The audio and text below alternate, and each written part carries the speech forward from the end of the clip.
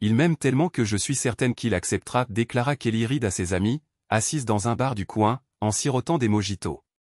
Ce n'est rien de grave. Ça ne durera que 6 mois. Ensuite, on aura un mois pour arranger les choses, et après ça, on se mariera et on restera ensemble pour toujours. Les 4 femmes, pressenties pour être demoiselles d'honneur dans 7 mois, commencèrent à murmurer leur désapprobation. « Waouh, ma grande, tu pousses vraiment le bouchon, dit une grande blonde nommée Annie. Même s'il t'aime plus que n'importe quel homme n'a jamais aimé une femme, tu lui demandes de te laisser lui donner un coup de pied au ventre et de revenir en souriant. Jamie est un mec super, ma belle. Pourquoi tu voudrais lui faire ça? Je n'hésiterai pas une seconde à rester avec un homme comme ça, ajouta une brune nommée Karen. J'ai juste l'impression que j'ai besoin de faire ça pour moi avant de me marier et de m'engager avec un seul homme pour le reste de ma vie, répondit Kelly. Je n'ai été qu'avec un seul homme à part Jamie. Je pense avoir besoin de plus d'expérience, de plus d'hommes, avant de me lier à un seul homme pour le reste de ma vie. Pourquoi? Est-ce parce que Jamie a été avec tellement de femmes que tu as l'impression de devoir rattraper ton retard, demanda Annie. En fait, Jamie dit qu'il n'a été qu'avec 2 femmes à part moi, alors ça lui ferait du bien à lui aussi, répondit Kelly. Mais pourquoi avoir attendu jusqu'à maintenant, demanda Rosie, une rousse forte et joviale. Ça n'aurait pas été un problème si tu l'avais fait avant de te fiancer, mais maintenant, ouais. On dirait que tu vas plonger dans une piscine de merde. Ouais, j'aurais peut-être pu choisir un meilleur moment, mais on n'est pas encore mariés. Je pense que je le mérite. Je pense que ça fera de moi une meilleure partenaire sexuelle pour Jamie à l'avenir. Ça n'a rien à voir avec nous en tant que couple, dit Kelly. Une meilleure partenaire sexuelle? Jamie c'est déjà plein, demanda la 4e femme, une autre brune nommée Hélène. Non. Mais est-ce que tous les hommes ne veulent pas la meilleure partenaire sexuelle possible, commença Kelly, mais Rosie la coupa. Non, pas si ça veut dire qu'il doit rester les bras croisés pendant qu'elle acquiert ce genre d'expérience avec d'autres hommes, déclara Rosie. Mais en même temps, il pourrait lui aussi acquérir de l'expérience avec d'autres femmes. Il ne resterait pas les bras croisés, rétorqua Kelly. As-tu déjà envisagé que cela pourrait être le début de la fin pour vous deux, demanda Hélène. J'y ai pensé. Mais avez-vous déjà vu quelqu'un de plus amoureux que Jamie?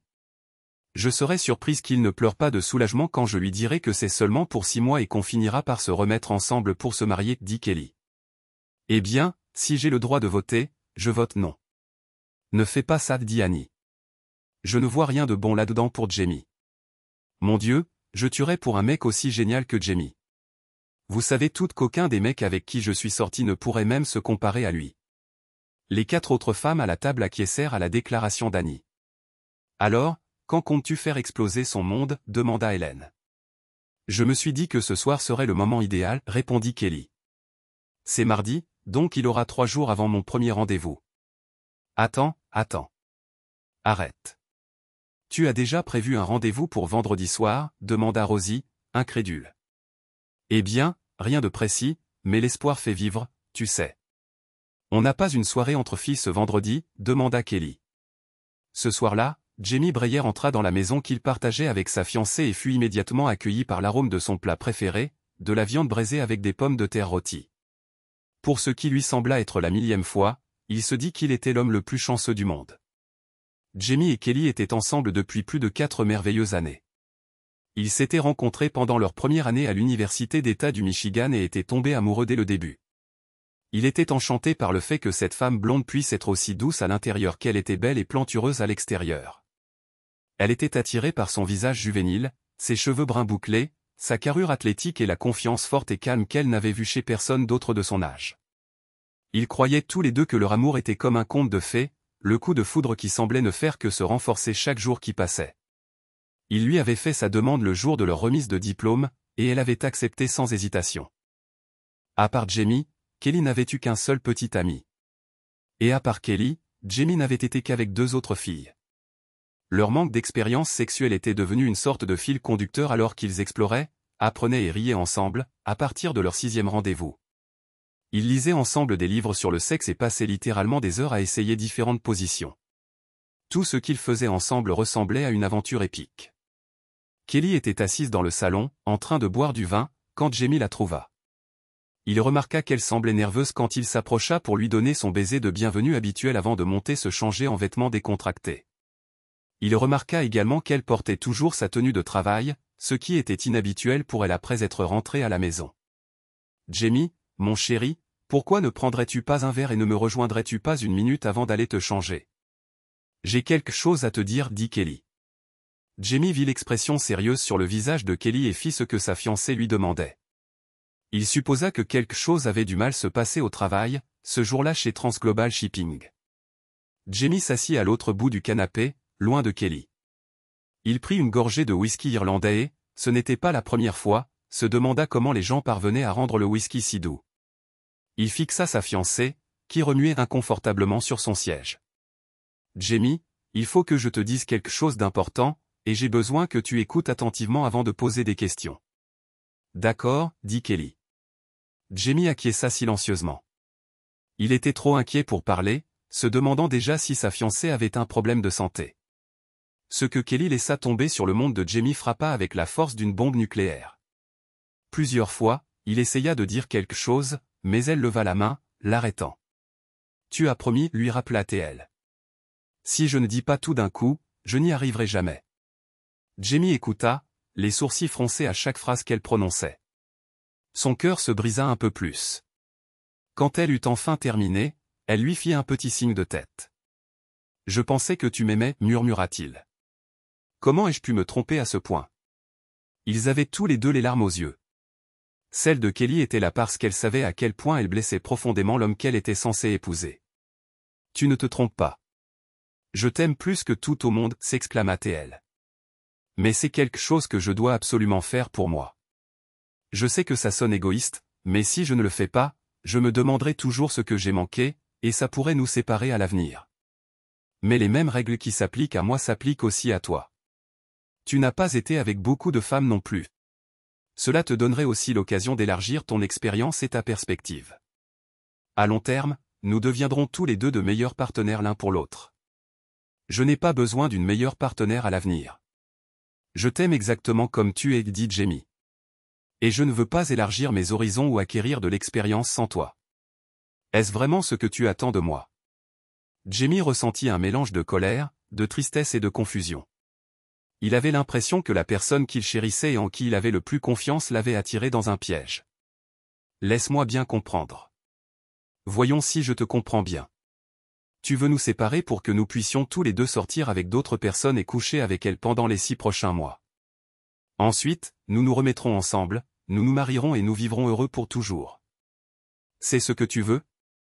Sérieusement, demanda-t-il. Oui, exactement, répondit-elle joyeusement, ravie que Jamie semble enfin comprendre ce qu'elle proposait. Et si je refuse ta suggestion ridicule, répondit Jamie. Je n'aime pas ça. Je ne vais pas te partager avec d'autres hommes. Le sourire sur le visage de Kelly disparut en une fraction de seconde, remplacé par un froncement de sourcils. Ce ne serait pas comme si nous passions du temps ensemble, dit-elle. Tu aurais tes propres rendez-vous, et j'aurais les miens. Ils n'impliqueraient pas nécessairement de sexe, mais ils pourraient. Au final, nous gagnerions tous les deux plus d'expérience. Et de cette façon, tu pourrais aussi voir si quelqu'un d'autre me convient mieux, dit Jamie tranquillement, regardant Kelly droit dans les yeux. Non, non, non. Je n'essaie pas de te remplacer, Jamie. Je t'aime. Je veux t'épouser. Je veux passer le reste de ma vie avec toi, insista-t-elle. Tu dis que tu m'aimes, mais ce que tu veux vraiment, c'est m'arracher le cœur et coucher avec un tas d'autres hommes avant qu'on se marie. Ça ne ressemble pas à de l'amour, ça. Ça ressemble à de la luxure. Du désir. Et pour moi, la luxure, c'est juste un autre mot pour adultère. Dit Jamie. Je ne suis pas une adultère. Je ne vais pas être une adultère, protesta Kelly. Je ne te crois pas, dit Jamie. Je ne crois plus un seul mot de ce que tu dis. Cette idée folle, c'est la tienne, ou elle vient d'une de tes amies? Je pensais qu'elle m'aimait bien, ajouta-t-il. Elle t'aime bien. Ça ne vient pas d'elle. C'est entièrement mon idée. Je pense juste que j'ai besoin d'avoir eu plus de 2 hommes dans ma vie pour ne pas me poser de questions dans 10 ans. Et je pense toujours que j'ai besoin de t'épouser, dit Kelly. Je suis prêt à n'avoir que 3 femmes dans toute ma vie, du moment que je finis avec toi, commença Jamie. Exactement, interrompit Kelly. Au final, tu finiras avec moi. Dans 6 mois, nous serons de nouveau ensemble. Je te le promets. Tout comme j'ai cru tes promesses jusqu'à présent, dit-il. Je suis toujours la même femme que tu aimes depuis plus de 4 ans.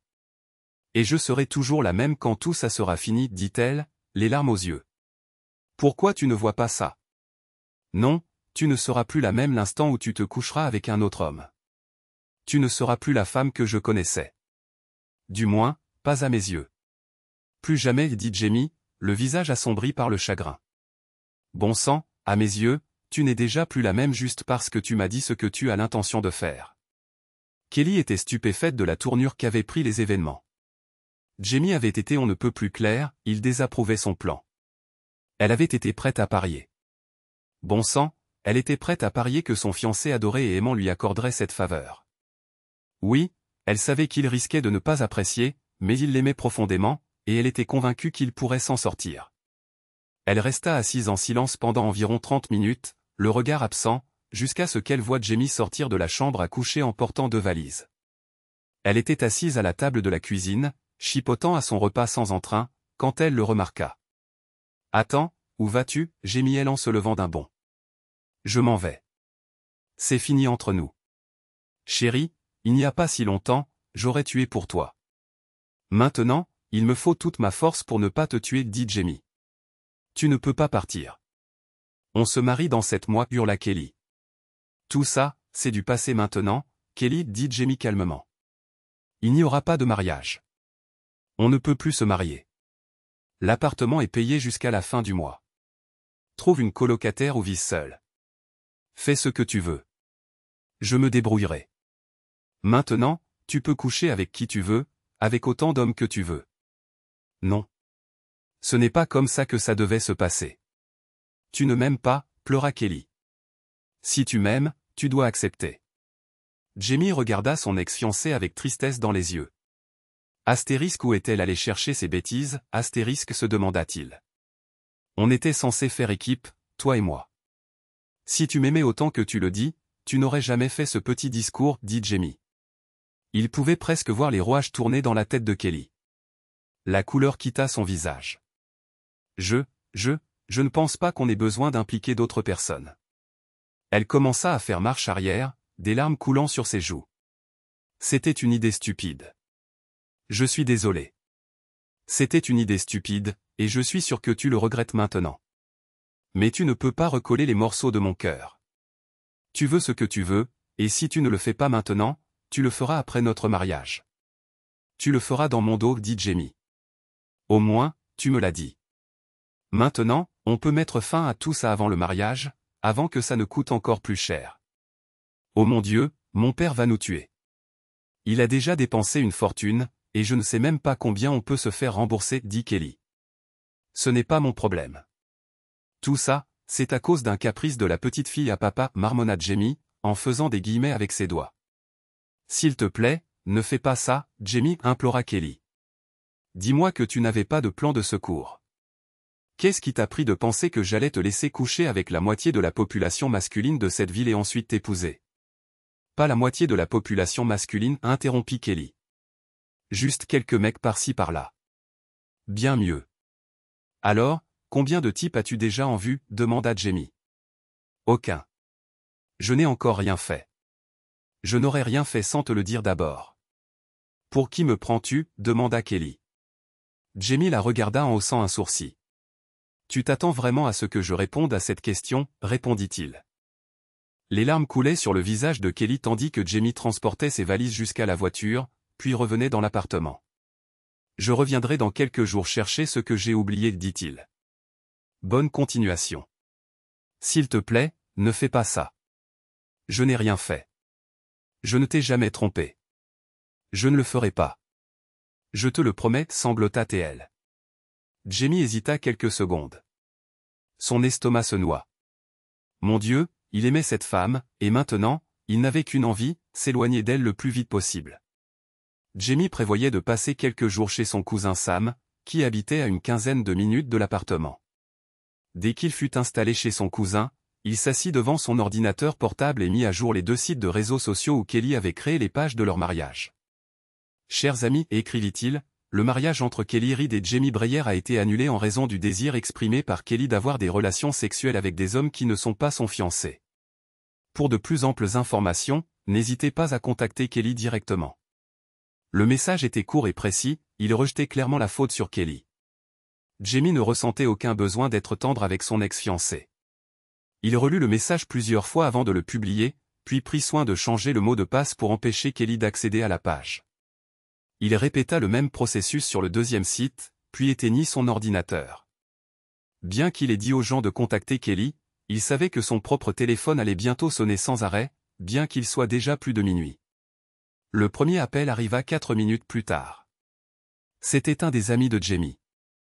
Il l'ignora, ainsi que plusieurs autres qui suivirent peu après. Le quatrième appel était de Kelly.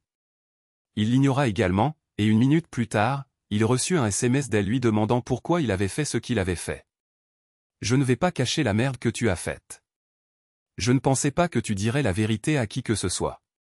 Ne me contacte plus. » Bonne continuation, répondit-il, puis éteignit son téléphone. Kelly sanglota à la table de la cuisine pendant de longues minutes après le départ de Jamie, avant d'appeler Rosie, sa plus proche amie en ville. Rosie comprenait à peine ses mots à travers les pleurs, mais elle saisissait l'essentiel. Elle appela les 3 autres femmes qui devaient être demoiselles d'honneur au mariage de Kelly, et en moins de 30 minutes, toutes les 4 étaient à l'appartement que Kelly et Jamie partageaient. Donc, on part du principe que Jamie t'a complètement mal comprise et est partie, dit Karen pendant que les femmes étaient assises dans le salon à boire du vin. Que pouvons-nous faire pour aider? Je ne suis pas sûr qu'il y ait quoi que ce soit que vous puissiez faire, dit Kelly.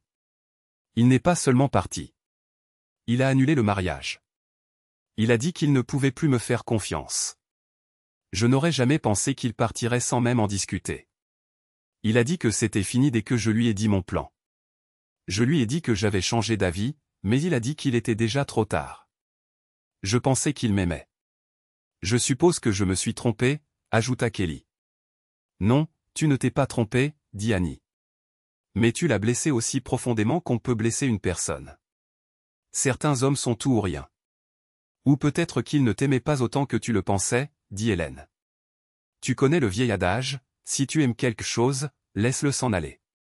S'il revient, c'est à toi. Si ce n'est pas le cas, ça ne l'a jamais été. Je dis que ça n'a jamais été à toi. Rosie et Karen acquiescèrent. Annie grimaça. Quoi, demanda Rosie. On sait tous que Jamie est un bon gars. Soyons honnêtes. On sait tous depuis dimanche que les choses pouvaient se dérouler exactement comme ça, dit Annie. Oui, je ne suis pas sûr que j'aurais pu gérer quelque chose comme ça si j'avais été à sa place, ajouta Hélène. Les femmes continuèrent à parler, à boire et à essayer de réconforter Kelly.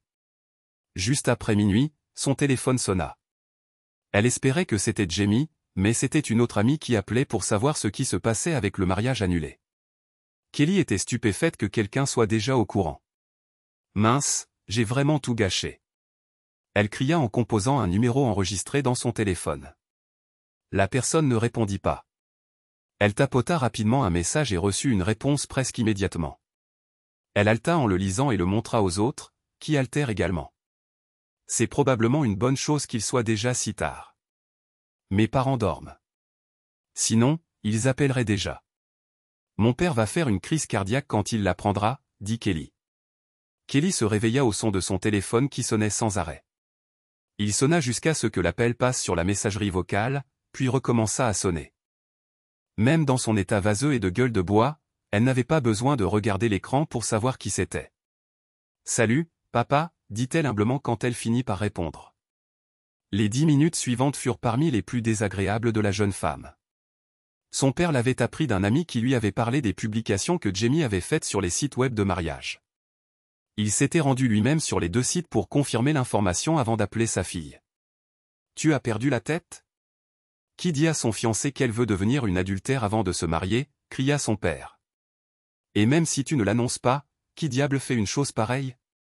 Tu plaisantes ou quoi ? » Ce n'était pas exactement comme ça, papa, dit Kelly, évitant les détails alors que son père fulminait et respirait bruyamment à l'autre bout du fil. Non. Alors dis-moi comment c'était, grogna-t-il.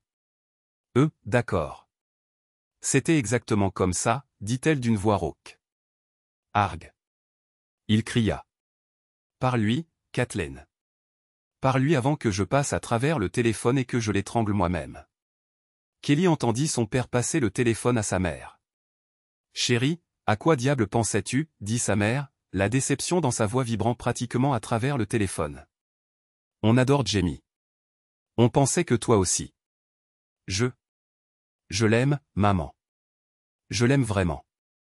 C'est juste que j'ai besoin de vivre plus de choses et de connaître d'autres hommes avant de me lier à un seul homme pour toujours, dit Kelly. Et tu n'aurais pas pu faire ça avant d'accepter de devenir sa femme? Certains hommes, comme ton père et visiblement Jamie, pensent qu'une fois que tu dis oui au mariage, tu leur appartiens pour toujours. Ça les rend fous, tu sais, dit sa mère. Tu as vraiment tout gâché, ma chérie. Je ne suis pas sûr que tu pourras le reconquérir. C'est vraiment dommage. On l'aimait beaucoup, dit sa mère. Tu nous as coûté, à ta mère et à moi, une fortune, et je ne peux même pas lui en vouloir, ajouta son père en reprenant le téléphone. Il n'est pas idiot. Mince alors, ma fille. Son père soupira et raccrocha. Puisque Kelly était maintenant complètement réveillée, elle essaya d'appeler Jamie. Quand il ne répondit pas, elle lui laissa un message lui demandant s'il pouvait parler. Puis elle fit défiler les dizaines de messages qu'elle avait reçus depuis la nuit précédente. Mince, murmura-t-elle à personne en particulier. Après une nuit agitée, Jamie prit une douche et se rendit au travail. Il pensa qu'en s'immergeant dans son travail, il se distrairait de tout ce qui s'était passé pendant sa pause café. Il ralluma son téléphone et vit près de 50 messages. Il les ignora tous, sauf un, celui de ses parents. L'appel venait du téléphone de son père, mais il savait que ce dernier répondrait. Dans son bureau. Il rappela et passa les quelques minutes suivantes à brièvement expliquer ce qui s'était passé la veille. « Es-tu sûr de vouloir en finir comme ça » demanda son père avec gravité. « La manière dont tu as procédé me paraît un peu abrupte. Pas de seconde chance, pas de discussion. Juste terminé. Simple. Je ne pourrai plus jamais lui faire confiance, papa. Je me demanderai toujours si elle aura envie de recommencer une fois mariée, ou si elle me trompe quand je ne suis pas là. Jamie, je comprends tout à fait, mon fils. Ta mère et moi ne te dirons rien. Veuille pardonner ces paroles, déclara-t-il. Nous serons toujours là pour toi si tu as besoin de quoi que ce soit. Tu sais, les amis proches de Kelly, Rosie, Hélène et Karen, l'ont littéralement traîné en ville une semaine après que Jamie l'ait quitté. Tu voulais plus d'hommes, ma fille. Tu ne peux pas rester assise à pleurer toute seule dans ton appartement lugubre, dit Rosie avec entrain. Elles rirent, burent et dansèrent toutes les quatre toute la nuit, bien que Kelly n'ait pas prévu de rencontrer d'homme ce soir-là. Alors que la nuit avançait et que l'alcool faisait son effet, elle se retrouva à se coller de plus en plus à ses partenaires de danse. L'un d'eux, en particulier, réalisa que la blonde incendiaire semblait prête à rentrer chez elle avec quelqu'un, et il s'assura de rester près d'elle au moment venu. On dit que le cerveau est l'organe sexuel le plus puissant, et Kelly était plus que prête à profiter de son premier nouvel homme en plus de 4 ans. Seulement le troisième de toute sa vie. La vie. Elle se réveilla le lendemain matin avec une légère gueule de bois et aucune idée d'où elle était, allongée dans le lit d'un inconnu à côté d'un homme qui n'était certainement pas Jamie. Il était néanmoins séduisant, et tandis qu'elle était allongée là, elle se surprit à repenser à leur nuit incroyable. Elle se pencha vers l'homme endormi et l'embrassa doucement sur les lèvres, observant ses yeux s'ouvrir lentement. Il sourit largement et lui rendit son baiser avec chaleur, sa main reposant nonchalamment sur le bas de son dos. Quelques instants plus tard, leur chimie se ralluma, celle qui avait jailli quelques heures auparavant. Leurs mouvements devinrent plus synchronisés, plus intimes. Kelly ferma les yeux tandis que des vagues de sensations la parcouraient. Sa respiration s'accéléra au même rythme que la sienne. De doux gémissements s'échappèrent de ses lèvres tandis qu'ils se mouvaient ensemble en harmonie, ses pensées floues dans une brume de chaleur et d'adrénaline, son cœur battant la chamade. La tension monta progressivement jusqu'à l'envahir comme une vague déferlante, la laissant tremblante dans ses bras. Ce n'est qu'alors qu'elle réalisa, avec un soudain sentiment de panique, qu'ils n'avaient pas utilisé de protection. Après être restés allongés ensemble pendant quelques minutes, ils prirent une douche et se nettoyèrent. L'homme. Comment s'appelait-il déjà? Elle n'arrêtait pas de se le demander. Elle prépara des toasts et du café pour eux deux avant qu'ils ne la ramènent chez elle. C'était une super soirée. J'aimerais beaucoup recommencer un de ces jours, dit l'homme en se garant sur le parking de son immeuble. Oui, moi aussi, répondit-elle timidement. Entre ton numéro dans mon téléphone, bébé. Puis ils s'embrassèrent. Pas un rapide bisou, mais pas aussi intense que la nuit précédente ou plutôt ce matin-là. C'était un baiser d'amoureux, et Kelly rayonna en y pensant. C'était ce qui lui avait manqué toutes ces années avec Jamie. Qu'il aille au diable s'il ne voulait pas jouer selon ses règles. Elle pensait que les femmes aussi belles qu'elle n'avaient besoin de jouer selon les règles de personne. 2 semaines plus tard, Kelly laissa un autre homme séduisant venir la chercher et la ramener chez lui. Elle passa une autre soirée agréable. Le lendemain matin, quand il la déposa, elle l'invita dans son appartement. Bientôt, ils se retrouvèrent tous les deux dans le lit de Kelly. Au cours du premier mois après avoir rompu avec Jamie, Kelly coucha avec 3 hommes différents. Comme elle le dit à ses amis lors d'un déjeuner une semaine, elle profitait de sa nouvelle liberté. Ce qu'elle ne leur dit pas, c'est que le lien émotionnel avec les hommes avec lesquels elle couchait lui manquait. Jamie, de son côté, ne reprit pas les rendez-vous amoureux avant plusieurs mois. C'était un territoire inconnu pour lui, étant resté avec Kelly pendant plus de 4 ans. 2 de ses amis proches de l'entreprise où il travaillait l'avaient invité à sortir après le travail plusieurs vendredis soirs. Pour l'amour du ciel, tu avais une fiancée. Je croyais que tu avais un plan. John Wheeler dit à Jamie un vendredi soir. Tu dois arrêter de chercher Mademoiselle Parfaite alors que nous ne faisons que lancer la ligne. Ce dont tu as besoin en ce moment, ce n'est pas Mademoiselle Parfaite. C'est Mademoiselle tout de suite. Merci pour le conseil. J'essaierai de m'en souvenir, répondit Jamie. 2 heures plus tard, Jamie était assis seul au bar d'un restaurant d'hôtel plutôt chic, sirotant un double whisky. Le bar était presque vide, il fut donc surpris quand une femme rousse attrayante, portant une robe d'été jaune plutôt sexy, s'assit à côté de lui. Jamie se tourna légèrement et la dévisagea ouvertement tandis qu'elle commandait un verre de vin rouge. Il estima qu'elle avait environ 45 ans. Elle avait une poitrine généreuse sans soutien-gorge, et des jambes galbées, légèrement fortes, sa robe arrivant à peine à mi-cuisse. Sa première pensée fut qu'elle était habillée comme si elle avait 10 ans de moins, mais, curieusement, ça lui allait. Il se sentit irrésistiblement attiré par elle. « Ça te plaît ce que tu vois, jeune homme ?» demanda la femme, se tournant vers lui après l'arrivée de son vin. Jamie ne put s'empêcher de jeter un coup d'œil à la poitrine opulente de la femme, à peine dissimulée par son chemisier entrouvert. Il sourit maladroitement, pris au dépourvu lorsqu'elle tendit la main et lui effleura doucement la joue. « On dirait que tu portes le poids du monde sur tes épaules. »« Tu veux en parler ?» demanda-t-elle, son ton teinté d'une audace enjouée. Jamie jeta à nouveau un coup d'œil à sa poitrine et sourit. Elle prit délibérément une inspiration lente et profonde, puis expira, observant son regard suivre ses mouvements, visiblement intrigué. « Je suppose que je dois remercier le destin de pouvoir encore attirer l'attention d'un homme assez jeune pour être mon fils, dit-elle, se remuant sur son siège et ajustant subtilement l'ourlet de sa robe, sous le regard de Jamie. Jamie finit par raconter toute l'histoire de son chagrin d'amour à la femme, Naomi Ballinger, tandis qu'ils étaient assis ensemble à boire et à partager quelques amuse-gueules. Elle se révéla être une excellente auditrice. De temps en temps, elle posait des questions de suivi pertinentes et ne semblait pas s'offusquer des regards furtifs de Jamie sur sa silhouette. Elle remarqua la façon dont son visage s'illuminait à chaque fois et, à sa propre surprise, elle apprécia l'attention de cet homme bien plus jeune. Il était presque minuit lorsque Jamie souhaita bonne nuit à la femme. Elle le surprit une deuxième fois en l'embrassant doucement sur les lèvres. « J'aimerais vraiment que tu montes dans ma chambre et que tu passes la nuit avec moi, dit-elle doucement. « Tu m'as eu dès ta première respiration, répondit Jamie. La femme laissa échapper un rire mélodieux. Jamie paya leurs 2 additions, puis prit sa main tendue et la conduisit jusqu'à l'ascenseur de l'hôtel. Naomi regarda son visage juvénile et se lécha légèrement les lèvres. Elle vit l'expression dans ses yeux et comprit simplement. « Toi. Tu n'as jamais fait ça avant, n'est-ce pas ?» demanda-t-elle doucement. « C'est ma première fois, murmura-t-il en rougissant. « Alors je vais m'assurer que ce soit quelque chose que tu n'oublieras jamais, lui répondit-elle à voix basse. Le lendemain matin, se réveillant dans les bras de Naomi, Jamie ne put s'empêcher de sourire. Ses cheveux étaient ébouriffés, son maquillage baveux, et pourtant il la trouvait encore plus belle que lorsqu'il l'avait rencontrée au bar la veille. Il la regarda pendant quelques minutes jusqu'à ce qu'elle ouvre les yeux, somnolente. « Oh mon Dieu, je dois avoir l'air horrible. À quand remonte la dernière fois où tu t'es réveillé à côté d'une femme de 46 ans? Si je devais deviner, probablement jamais, dit-elle doucement. Jamie se pencha et lui donna un baiser passionné. Si c'est ça l'enfer, alors inscris-moi, dit-il avec un sourire. Tu es magnifique.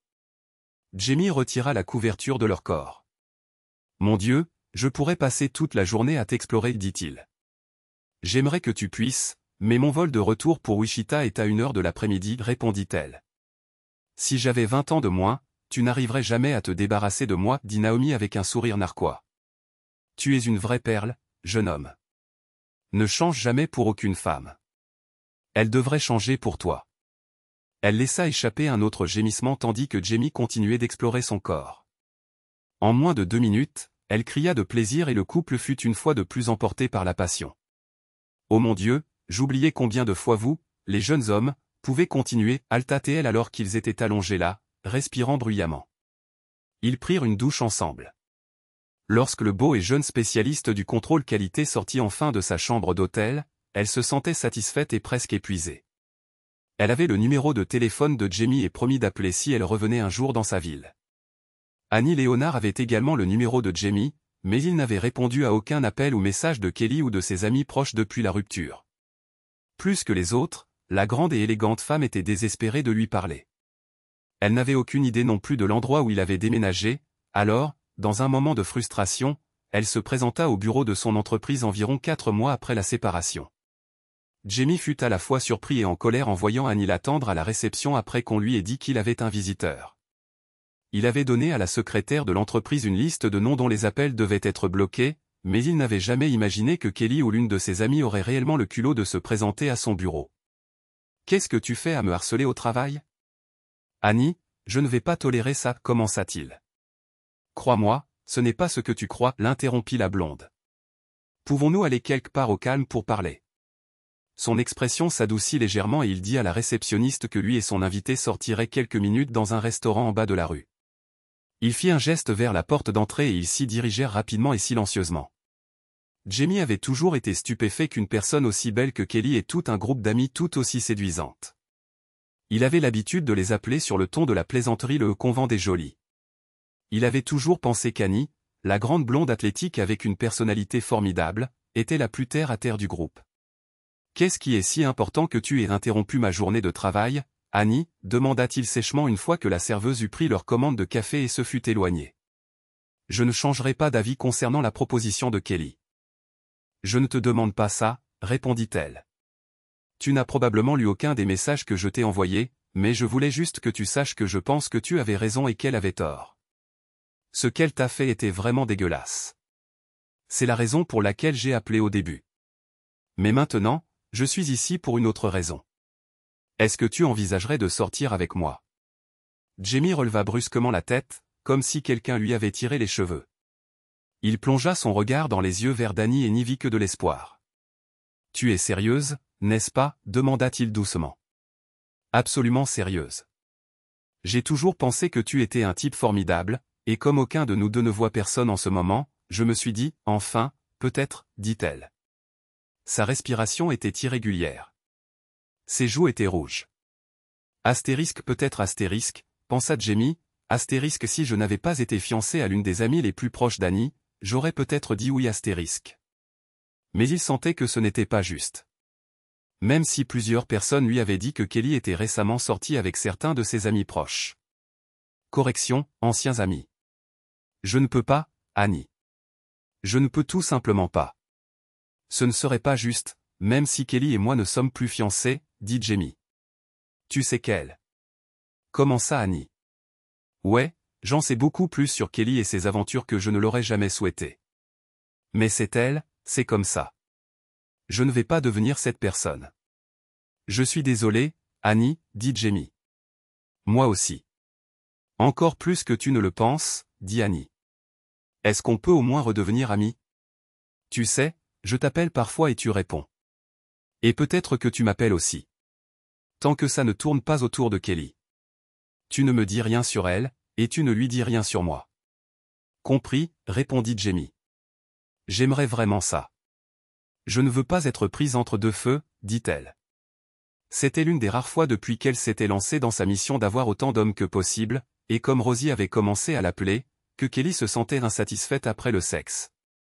Elle savait qu'elle aurait dû s'en tenir à sa règle personnelle de ne jamais coucher avec son patron. Fred Waring, le supérieur direct de Kelly dans l'entreprise internationale de télécommunications où elle travaillait, était un homme énergique et charismatique d'une 50aine d'années. Il avait flirté avec Kelly presque dès son arrivée dans l'entreprise.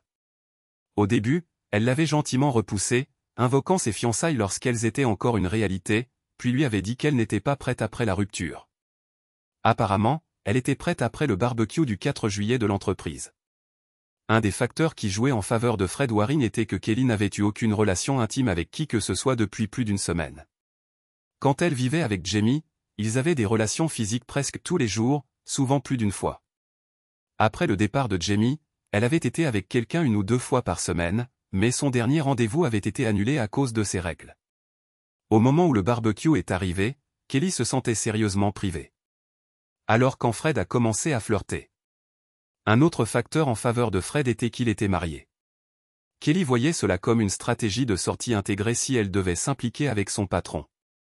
Le fait qu'il ait une famille rendait plus facile de s'en aller quand elle déciderait que l'affaire était terminée. Finalement, ils se sont retrouvés chez Kelly, en quelques minutes, ils étaient au lit. Kelly, qui n'était plus la femme inexpérimentée qu'elle était quelques mois auparavant, n'a pas été particulièrement impressionnée par ce qu'elle considérait comme une expérience précipitée avec peu de préliminaires et des compétences minimales. Au final, elle a réussi à faire suffisamment d'efforts pour atteindre une vague sensation de satisfaction. Mais elle a été sincèrement soulagée quand tout fut terminé. Après seulement 15 minutes, elle était encore plus soulagée, bien qu'elle ait essayé de feindre la déception quand il lui a dit qu'il n'était bon que pour un seul round par nuit. Un mois plus tard, Kelly et ses 4 amis les plus proches fêtaient ce qu'elles appelaient en plaisantant le non-jour du mariage, la date à laquelle elle était censée épouser Jamie à l'origine. Elle et Rosie avaient prévu une soirée qui commençait au bar qu'elle et Jamie fréquentaient de temps en temps. Les 4 amis de Kelly comprenaient parfaitement ce qu'elle avait sacrifié pour avoir plus de partenaires sexuels avant de se marier. 3 des 4 avaient au moins partiellement soutenu sa décision, bien qu'elles aient des inquiétudes quant au fait qu'elle quitte un homme qu'elle considérait tout comme pratiquement parfait. Maintenant, 7 mois plus tard, Kelly avait augmenté son nombre de partenaires de 2 à 20. Et au moins, ses amis devraient admettre que sa confiance en elle était au sommet. Rosie avait emménagé chez Kelly environ un mois après le départ de Jamie, de sorte que Kelly n'était plus seule dans l'appartement. Ses succès sexuels avaient tellement boosté son estime de soi qu'elle ne pensait plus à Jamie aussi souvent. Et quand elle y pensait, elle le dépeignait généralement comme le méchant de l'histoire. Les femmes semblaient passer un excellent moment, éclatant parfois de rire rauque. 5 femmes étaient assises à une table en face du bar, parlant assez fort pour être entendues de tous, y compris de l'homme qui marquait la même date, bien que clairement pour une raison très différente. Bien qu'il ait demandé à ses amis de ne rien lui dire sur les activités de Kelly, il en savait encore beaucoup trop. Il connaissait au moins 6 amis maintenant d'anciens amis avec qui elle avait couché, sans parler de plus d'une douzaine de liaisons occasionnelles. S'il en savait autant, il était certain qu'il y avait encore plus de choses qu'il ignorait. Il sirotait tranquillement son whisky single malt, savourant le goût en silence. Il souriait, au moins reconnaissant qu'elle ait révélé son désir d'explorer d'autres horizons avant qu'il ne se marie, et non après. Astérisque prend le positif là où tu peux le trouver astérisque, pensa-t-il. 2 jours plus tard, Jamie reçut un appel d'Annie. « Je t'ai vu hier soir au Loglin, dit-elle. Je ne suis pas venu te voir parce que je ne voulais pas que les autres sachent que tu étais là. Je ne voulais pas être impoli. Je pensais juste que tu ne voulais probablement pas qu'ils sachent que tu faisais la fête, toi aussi. Je ne m'amusais certainement pas autant que vous, mesdames, dit Jamie. Fêtiez-vous ce qui aurait dû être notre jour de mariage ou juste une autre entaille sur le cadre de lit de Kelly? Si c'était quelqu'un d'autre, je dirais que ça sonne amer, mais d'après ce que nous avons tous les deux vu, je dirais que tu as raison. Je n'ai jamais vu quelqu'un passer de presque vierge à sosie de Kardashian aussi vite, dit Annie. Mais pour information, nous fêtions le mariage qui n'a jamais eu lieu. Tu sais quel temps veut encore de ne pas lui avoir permis, sa renaissance, je suppose que ce serait la façon polie de le dire. Jamie gloussa. Renaissance. C'est bien trouvé. Annie, tu as appelé juste pour dire bonjour, ou y a-t-il quelque chose que je puisse faire pour toi? J'ai besoin d'une faveur, Jamie, dit-elle un peu hésitante. Non, je ne me remettrai pas avec Kelly, dit Jamie avec un sourire narquois. Non, j'ai dit faveur, pas catastrophe totale, répondit Annie. D'accord, alors quelle est cette faveur, demanda Jamie. Nous avons un mariage familial qui approche, et ma cousine Brooke a besoin d'un cavalier pour l'événement. Je pensais que tu serais parfait pour le rôle. Tu es beau, tu sais tenir une conversation correcte et tu sais manger sans baver, dit-elle. Bon sang, j'ai l'air du candidat idéal pour toi, répondit Jamie. Alors, à quoi ressemble ta cousine? Elle a environ 25 ans, les cheveux blonds, les yeux bleus, un peu une rat de bibliothèque. Elle a aussi une super personnalité, dit Annie. Doucement, attends. L'astuce classique de la super personnalité. Sérieusement, dit Jamie en levant un sourcil. Sérieusement, elle est vraiment incroyable. Tu vas l'aimer, dit Annie avec enthousiasme. Jamie laissa échapper un long soupir. Il réalisa qu'il venait de se faire avoir. D'accord, tu m'as eu. Quand et où, demanda-t-il. Les yeux de Jamie sortirent presque de leur orbite lorsqu'un mois plus tard, juste avant de se rendre au mariage, il rencontra Brooke chez Annie.